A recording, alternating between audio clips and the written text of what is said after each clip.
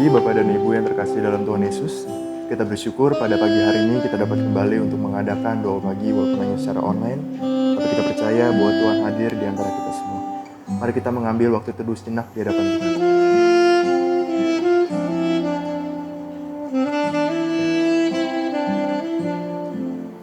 Amin. Kita akan menyanyikan lagu di hadapan hadirat-Mu ya Bapa.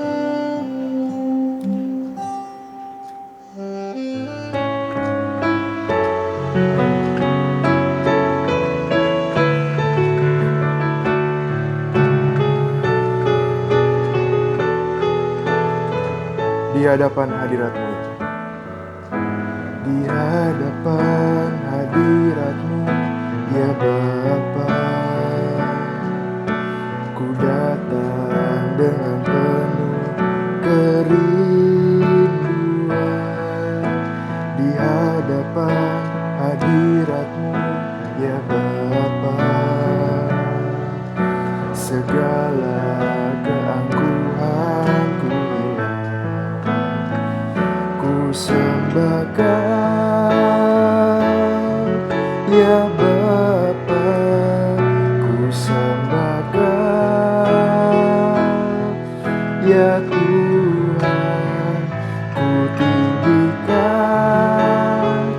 nama-Mu Yesus dalam hidupku selalu. Ku sembah Kau ya Bapa, ku sembahkan ya Bapa, ku sembahkan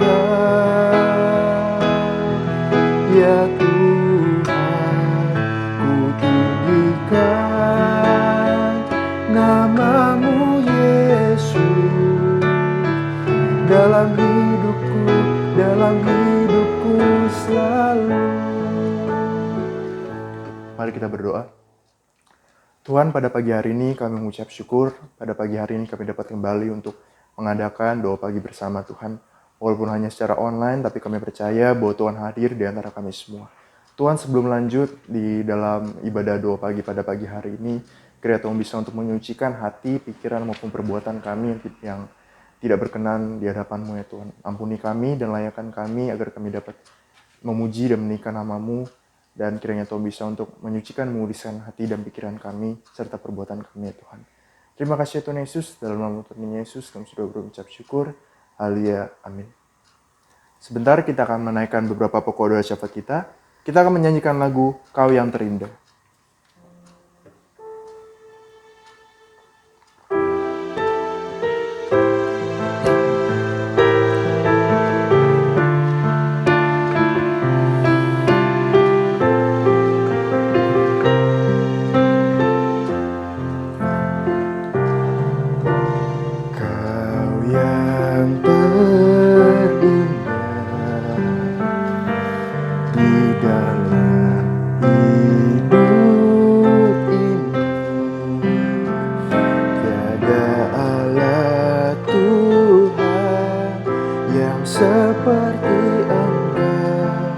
Besar perkasa, penuh kemuliaan.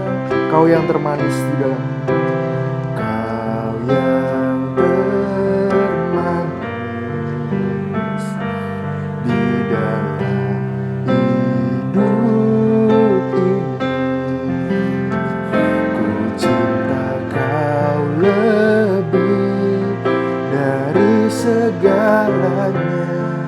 Besar kasih setiamu kepadaku, ku sembah Kau ya Allahku, ku tinggikan nama-Mu selalu, tiada lutut tak bertelut menyembah Yesus Tuhan Rajaku.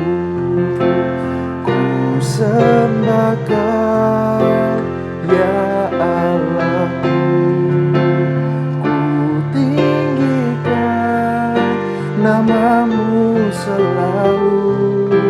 Semua lidah kan Yesus, Tuhan Rajaku. Engkaulah Yesus, Tuhan Rajaku. Engkaulah Yesus, Tuhan Rajaku. Mari kita akan memasuki beberapa pokok doa syafaat kita. Pertama-tama mari kita berdoa buat pergumulan jemaat Tuhan, baik yang ada di Kelapa Gading maupun yang ada di Pos Vimas. Kita berdoa buat setiap jemaat-jemaat Tuhan yang mungkin saat ini sedang mengalami pergumulan sakit penyakit, maupun pergumulan ekonomi karena dampak dari pandemi virus corona ini. Mari kita berdoa buat jemaat-jemaat Tuhan. Tuhan, pada pagi hari ini kami datang di hadapan-Mu. Kami pertama-tama ingin berdoa Tuhan buat jemaat Tuhan yang ada di Kelapa Gading maupun yang ada di Pos Vimas.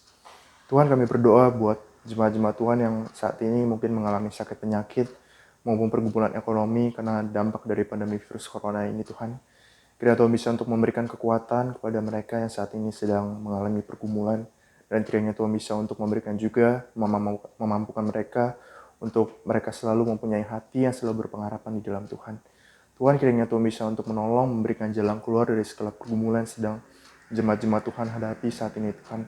Kiranya Tuhan bisa untuk juga, kalau sesuai dengan kehendak dan rencana-Mu saja, Tuhan bisa untuk menyembuhkan jemaat-jemaat Tuhan yang saat ini sedang sakit. Terima kasih ya Tuhan, kami serahkan jemaat-jemaat Tuhan saat ini yang mengalami pergumulan ke dalam tangan-Mu. Dalam nama-Mu Tuhan Yesus, kami sudah berucap syukur. Haleluya, amin. Kita juga mau berdoa buat jemaat-jemaat Tuhan yang saat ini anggota keluarganya sudah Tuhan panggil pulang. Kiranya Tuhan yang bisa untuk memberikan mereka kekuatan, memberikan anggota keluarga yang ditinggalkan kekuatan. Kita berdoa buat jemaat-jemaat Tuhan yang Tuhan, pada pagi hari ini juga kami ingin berdoa Tuhan buat jemaat-jemaat Tuhan yang sudah Tuhan panggil pulang. Kami juga berdoa Tuhan buat anggota-anggota keluarga yang ditinggalkan. Kiranya Tuhan bisa untuk menolong, memberikan mereka kekuatan, dan juga memberikan mereka hati yang selalu berpengharapan di dalam Tuhan. Kiranya Roh Kudus yang memberikan mereka penghiburan, memberikan mereka kekuatan, dan juga Tuhan yang bisa untuk memampukan mereka supaya mereka bisa bersuka cita dalam keadaan apapun ya Tuhan. Terima kasih Tuhan, kiranya Tuhan bisa untuk menolong, memampukan mereka, memberikan mereka kekuatan dan hati yang selalu sukacita, dan juga hati mereka supaya bisa selalu berpengharapan di dalam Tuhan. Terima kasih Tuhan Yesus, dalam nama Tuhan Yesus, sudah ucap syukur. Haleluya, amin.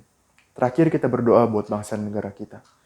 Tuhan, kami terakhir juga kami berdoa buat bangsa dan negara kami Indonesia Tuhan, buat pandemi virus corona yang semakin lama semakin banyak kami melihat orang yang terkena virus corona ini Tuhan. Tapi kami bersyukur Tuhan, di balik itu semua Tuhan menyediakan pertolongan-Mu lewat vaksin virus corona ini Tuhan. Kiranya Tuhan bisa untuk memberikan imun yang kuat untuk rakyat yang sudah divaksin, supaya mereka bisa tetap mengikuti protokol kesehatan yang sudah ditetapkan oleh pemerintah ya Tuhan. Tuhan yang menolong, memberikan pemerintah kami kekuatan dan juga memberikan hikmat. Dan juga kami khusus berdoa buat para tenaga kesehatan, para dokter. Tuhan juga memberikan mereka kekuatan dan kesehatan, juga memberkati mereka dalam segala pekerjaan mereka, melindungi mereka dari segala apapun ya Tuhan. Terima kasih Tuhan, inilah seruan doa syafaat kami yang kami sampaikan di hadapan-Mu. Dan kami percaya bahwa Tuhan yang mendengar, kami percaya juga bahwa Tuhan yang bisa untuk menjawab seturut dengan waktu dan kehendak Tuhan. Terima kasih Tuhan, kami serahkan seluruh doa syafaat kami dalam tangan-Mu. Hanya dalam nama Tuhan Yesus, kami sudah mengucap syukur. Haleluya, amin. Sebentar kita akan mendengarkan firman Tuhan.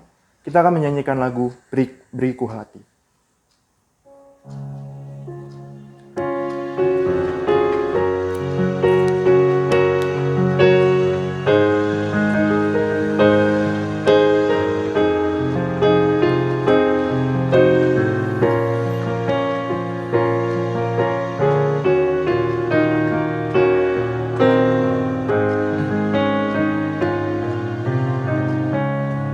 Kita nyanyikan sama-sama lagu.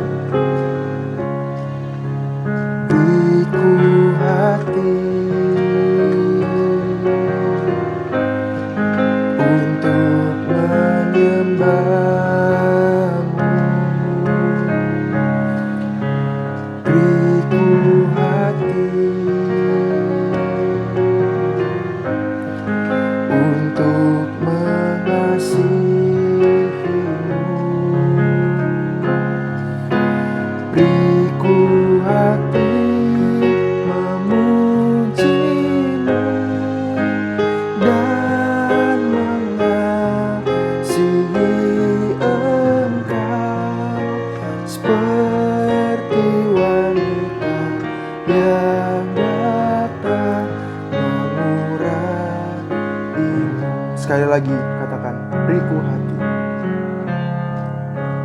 Beriku hati untuk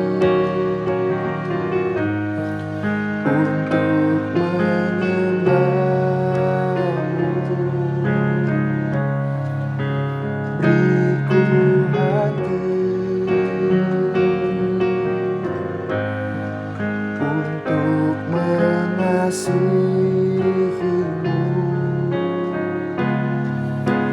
Beriku hati memujimu dan mengasihi Engkau seperti wanita yang datang mengurapimu.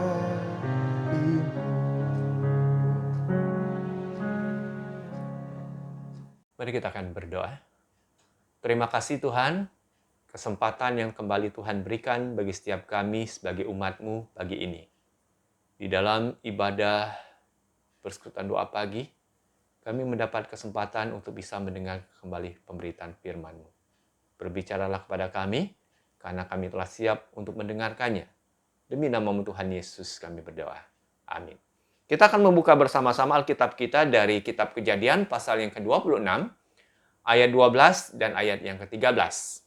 Dikatakan demikian, maka menaburlah Ishak di tanah itu, dan dalam tahun itu juga ia mendapat hasil 100 kali lipat, sebab ia diberkati Tuhan. Dan orang itu menjadi kaya, bahkan kian lama kian kaya, sehingga ia menjadi sangat kaya. Hari ini kita mau belajar kembali kisah tentang seorang tokoh di dalam Alkitab, yaitu Ishak. Kalau kita baca kisah kehidupan Ishak ini, sungguh sangat unik sebetulnya. Kenapa? Karena Ishak dilahirkan oleh Sarah ketika Abraham itu sudah berumur hampir 100 tahun. Sarah pun sudah berumur 90 tahunan lebih. Tetapi mereka berdua, mereka tetap mempercayai akan janji Tuhan akan memberikan seorang anak laki-laki bagi mereka. Dan mereka menantikan penggenapan janji itu. Dan Tuhan yang memberikan janji tidak akan pernah ingkar akan janjinya. Dan apa yang dia janjikan kepada Abraham, dia tepati. Ishak dilahirkan. Dan banyak orang menyangka bahwa memiliki sebuah persepsi, sebuah anggapan, kalau seorang itu menjadi seorang yang dikasih oleh Tuhan, seorang yang percaya penuh kepada Tuhan, maka hidupnya akan berjalan dengan mulus, tidak akan mengalami kesulitan-kesulitan. Semuanya akan dibuat mudah oleh Tuhan. Apakah demikian? Firman Tuhan mencatat, khususnya di dalam Kejadian pasal yang ke-26 ini. Dikatakan pada zaman Abraham pun, dia mengalami kondisi kelaparan di daerah di mana dia tinggal. Meskipun dia sebagai seorang yang dikasih oleh Tuhan. Seorang yang dikatakan orang yang percaya menerima akan janji Tuhan itu. Tapi dia mengalami kondisi daerah di tempat tinggalnya itu mengalami kelaparan. Karena kekeringan yang berkepanjangan. Dia harus mengungsi ke daerah yang lain. Nah, demikian juga dengan Ishak. Sebagai anak Abraham menerima janji itu, dia pun juga mengalami kondisi yang sama. Sehingga dikatakan di dalam pasal 26 ini, ketika Israel tinggal di daerah itu, dikatakan terjadi bencana kelaparan. Dan Tuhan memerintahkan kepada Ishak untuk pergi, menyingkir ke negeri orang Filistin, yaitu ke Gerar. Mungkin bagi Ishak dia bisa bertanya kepada Tuhan, Tuhan, aku kan menaruh percaya penuh kepadamu, tapi kenapa Tuhan izinkan aku harus berada dalam kondisi seperti sekarang ini, kondisi kelaparan, aku harus mengungsi ke negeri asing. Dia tidak mempertanyakan hal itu, tetapi dia mau taat apa yang Tuhan perintahkan kepada dia. Sehingga nanti, kalau kita baca di dalam ayat yang ketiga, ketika dia mendengar perintah Tuhan itu dikatakan seperti ini. tinggallah di negeri ini sebagai orang asing, maka aku akan menyertai engkau dan memberkati engkau. Sebab kepadamu lah dan kepada keturunanmu akan kuberikan seluruh negeri ini. Dan aku akan menepati sumpah yang telah kuikrarkan kepada Abraham ayahmu. Ini janji Tuhan kepada Ishak ketika dia disuruh untuk pergi ke negeri orang Filistin itu. Dan dia mentaati itu. Karena dia yakin bahwa Tuhan memberikan perintah, Tuhan memberikan janji. Allah yang setia, janji Tuhan kepada Ishak, Tuhan akan menyertai dan Tuhan akan memberkati dia. Dan dia pergi mengungsi ke Gerar. Sebagai seorang yang dikasih oleh Tuhan, yang mentaati Tuhan, Ishak tahu apa yang menjadi bagian dia yang harus dia kerjakan. Dan apa yang menjadi bagian Tuhan yang akan Tuhan kerjakan. Tapi sekarang ini banyak anak Tuhan yang seringkali tidak tahu apa yang menjadi bagian dia. Yang penting dia percaya kepada Tuhan, dia beriman kepada Tuhan, dia serahkan semuanya kepada Tuhan, dan dia lepas tangan. Tidak mau melakukan apapun, dia menantikan berkat Tuhan itu mengalir atas hidupnya. Apa seperti itu yang Tuhan inginkan dilakukan oleh anak-anak Tuhan? Bukan. Ketika seseorang itu hanya berpangku tangan, diam, tidak melakukan apa-apa, mengharapkan Tuhan memberkati hidupnya, dia akan menjadi seorang yang pemalas. Dia lepas tanggung jawab apa yang menjadi bagian tanggung jawabnya. Bukankah banyak terjadi hal demikian? Tapi hari ini kita belajar dalam diri Ishak ini. Jadi ketika dia sudah berada di Gerar, apakah Ishak hanya berpaku tangan, santai di sana, menikmati, melewati hari-hari hidupnya? Tidak. Dituliskan di dalam ayat yang ke-12 dikatakan demikian.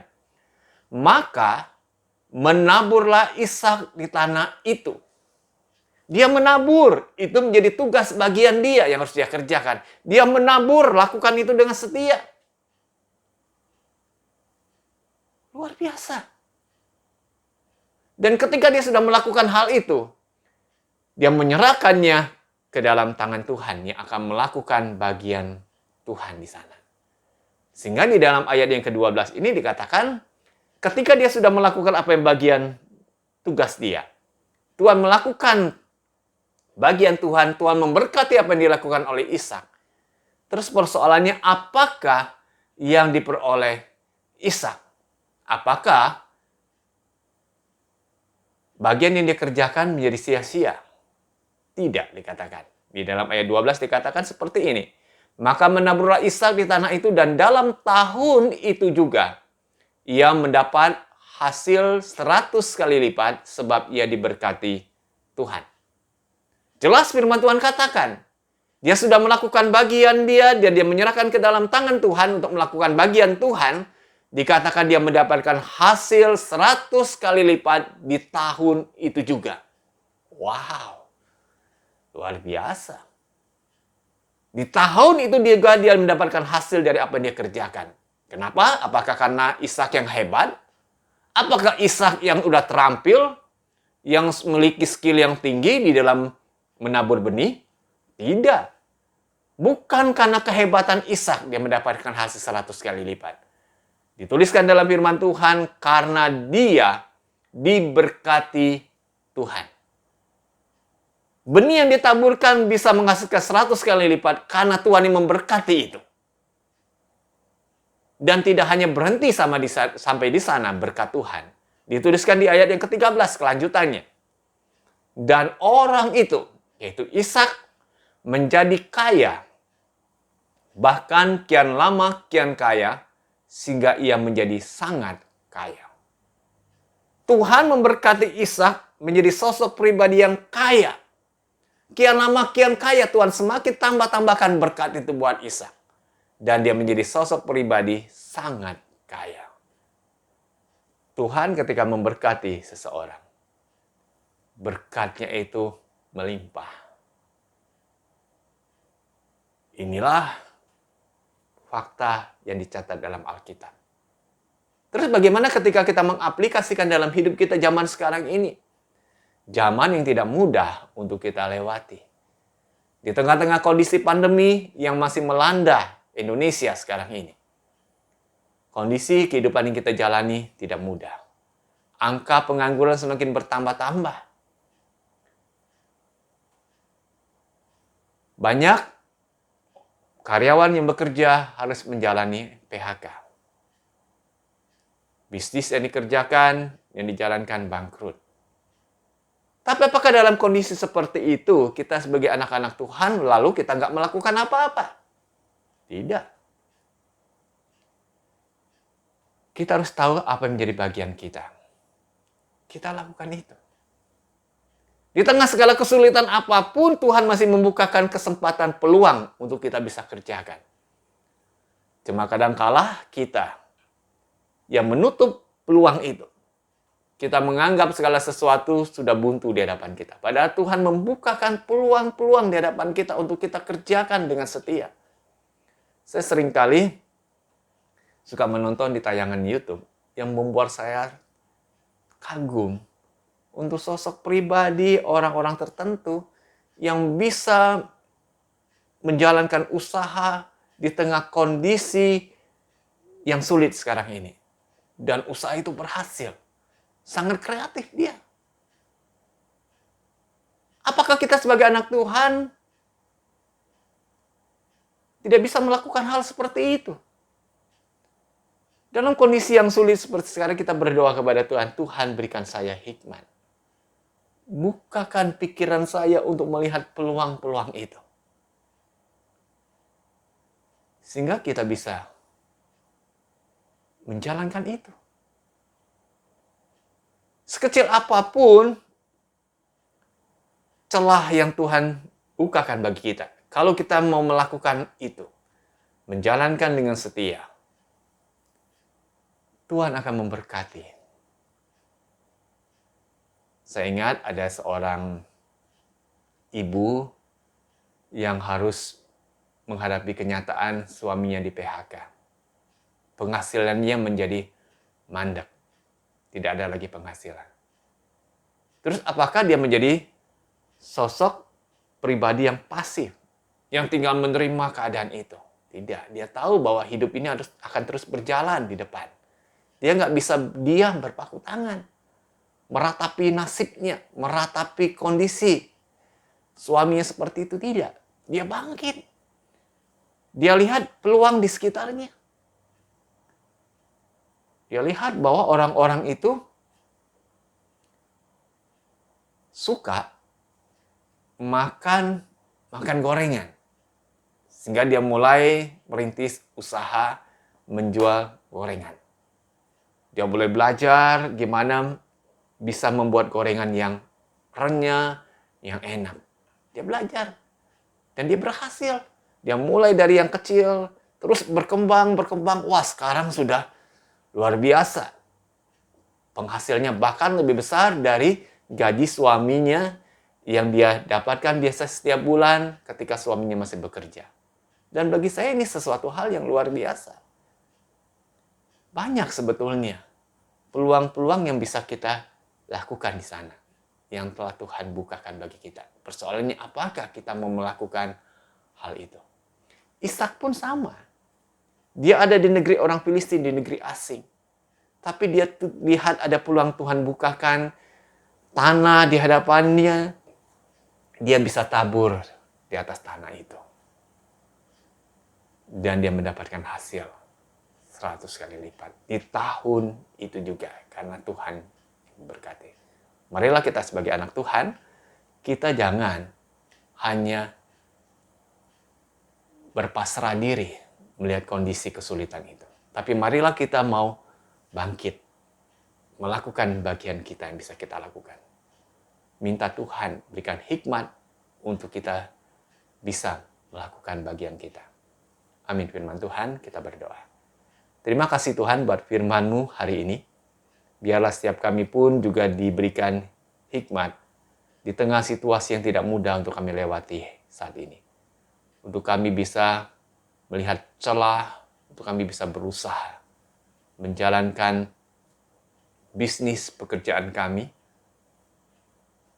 dan kami mau menyerahkan ke dalam tangan-Mu untuk Engkau juga memberkati apa yang kami kerjakan itu. Terima kasih Tuhan untuk apa yang kami dengar hari ini.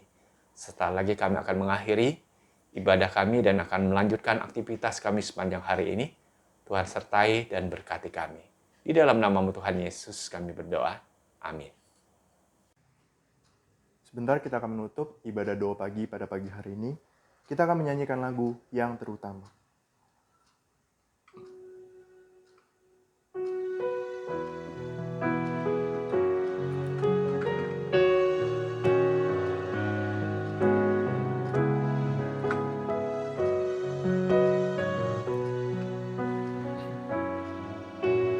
Yang terutama di dalam hidup ini, meninggikan nama Yesus. Yang terutama di dalam hidup ini, memuliakan namanya. Haleluya, haleluya, saya mencinta Yesus. Haleluya, haleluya, saya mencinta Yesus. Haleluya, haleluya.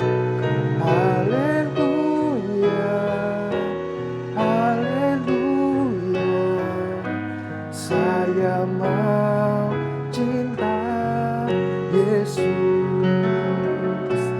Haleluya, haleluya, saya mau cinta Yesus. Saya mau cinta Yesus.